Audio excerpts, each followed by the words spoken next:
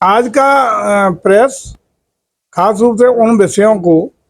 जो आजकल बहुत विपक्ष के लोग बहुत तेज गति से जिन पर जोर दे रहे हैं, उनका आरोप है कि भारतीय जनता पार्टी विपक्ष को ईडी का दुरुपयोग करके जेल भिजवा रही है, सीबीआई का दुरुपयोग कर रही है, इनकम टैक्स का दुरुपयोग करके खाते कांग्रेस के सील करा रही है या चुनाव लड़ने के लिए पंख बनाने का काम कर रही है। इसी के विषय ये कहना है खास रूप से कि चाहे ईडी की कार्रवाई हो, चाहे अन्य अन्य जो स्वतंत्र जांच एजेंसी हैं, उन सबकी कार्रवाइयों के लिए, विवेचना के लिए, जांच के लिए हिंदुस्तान में स्वतंत्र रूप से संवैधानिक संस्था है जिन पर कोई राजनीतिक नियंत्रण नहीं है। फिर भी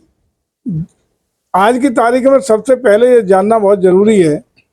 कि देश में जिन गठबंधन के नेता आज एकजुट होकर के ईडी गठबंधन बनाए, उनमें से बहुमत आधे से ज्यादा लोग विभिन्न प्रकार के भ्रष्टाचार में आकंठ लिप्त हैं, जिनके खिलाफ चाहे ईडी की जांच अभी प्रचलित हो, सीबीआई की जांच प्रचलित हो या इनकम टैक्स की जांच प्रचलित हो। ज्यादातर लोग वही लोग हैं जो आकंठ भ्रष्टाचार में, बड़े बड़े स्कैंडल में इन्वॉल्व हैं और जिनके खिलाफ उनकी जांच चल रही है।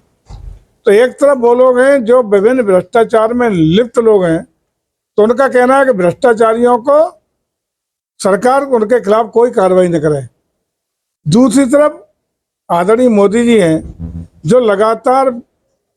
कई बार गुजरात के माननीय मुख्यमंत्री रहे, 10 साल से लगातार देश के प्रधानमंत्री है, जिनके ऊपर 1 रुपया का भी आरोप या 1 रुपया का भी कहीं भी भ्रष्टाचार का कोई स्कैंडल उनके नाम नहीं है। तो 2 मुद्दे हैं देश के सामने। एक तरफ भ्रष्टाचार मुक्त भारत बनाने वाले लोग हैं जिनका संकल्प है कि हम देश में जनता की गाड़ी खून पसीने की कमाई को किसी भी कीमत पर भ्रष्टाचार में बर्बाद नहीं होने देंगे। भ्रष्टाचार मुक्त करके जनता की गाड़ी कमाई का पैसा देश हित में, राष्ट्र हित में और समाज हित में, गरीब हित में, महिला हित में, नौजवानों के हित में बचा करके खर्च करने का काम करेंगे। दूसरी तरफ वो लोग हैं जो भ्रष्टाचारी हैं,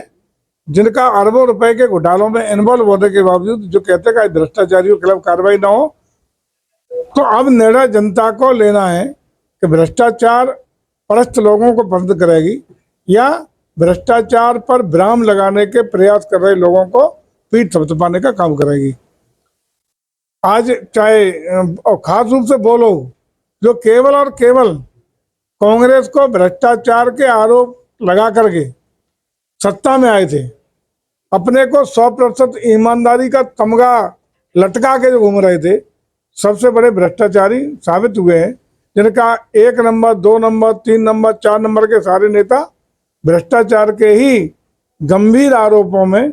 जांच में दोषी पाए जाने के बाद जेल के अंदर है। और आज वही लोग इस बात के लिए आरोप भारतीय जनता पार्टी पर लगा रहे हैं कि इनको जेल क्यों भेजा, चुनाव के समय जेल क्यों भेजा। जो स्वतंत्र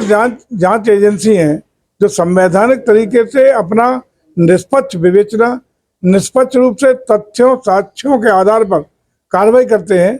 उनका चुनाव से क्या सरोकार है। उनका तो अपना काम करेंगे, विवेचना दोषी होगा जेल भेजेंगे, निर्दोष होगा कार्रवाई से मुक्त हो जाएगा। लेकिन ये आरोप लगा के राजनीतिक रूप से लाभ उठाना चाहते हैं, देश की जनता को भ्रमित करने का काम कर रहे हैं कि ये भारतीय जनता पार्टी करा रही है।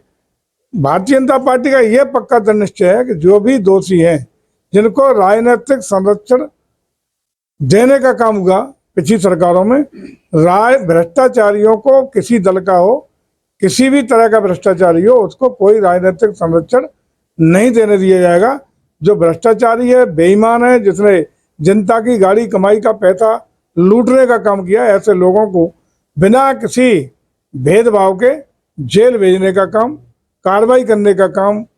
या उनके खिलाफ विवेचना में जो दोषी है उनको कठोरतम दंड देने का काम जांच एजेंसियां करेंगी।